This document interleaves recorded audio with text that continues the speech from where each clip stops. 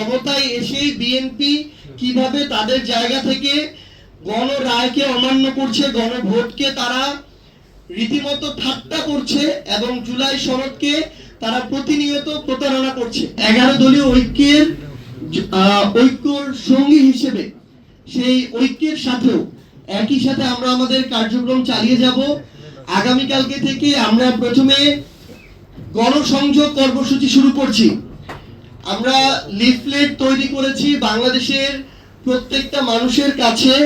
আমরা সচেতনতামূলক ওই লিফলেটটা তুলে দিতে চাই। তাদের স্পষ্ট করে আমরা ওই জিনিসটা তাদের বুঝতে হবে এবং তাদেরকেও এটা নিয়ে আবার কথা বলা শুরু করতে হবে যে ক্ষমতায় এসেই বিএনপি কিভাবে তাদের জায়গা থেকে গণরায়কে অমান্য করছে, গণভোটকে তারা রীতিমতো ঠাট্টা করছে এবং জুলাই সনদকে তারা প্রতিনিয়ত প্রতারণা করছে। এই সামগ্রিক সচেতনতামূলক আমরা লিফলেট তৈরি করেছি এবং আগামীকালকে থেকে আমরা এই গণসংযোগ শুরু করছি। 200-র বেশি সার্ভিস ও ফিচারে লেনদেনের সব বিকাশ অ্যাপে সম্ভব। এবং আমরা পরশুদিন থেকে ঢাকা মহানগরের পরে আমাদের যে অন্যান্য যে মহানগরগুলো রয়েছে, বিভাগীয় শহরগুলো রয়েছে, প্রত্যেকটি জায়গায় আমরা বিক্ষোভ সমাবেশ এবং আমাদের বিক্ষোভ মিছিল করব। আমরা প্রত্যেকটি জেলা পর্যায়ে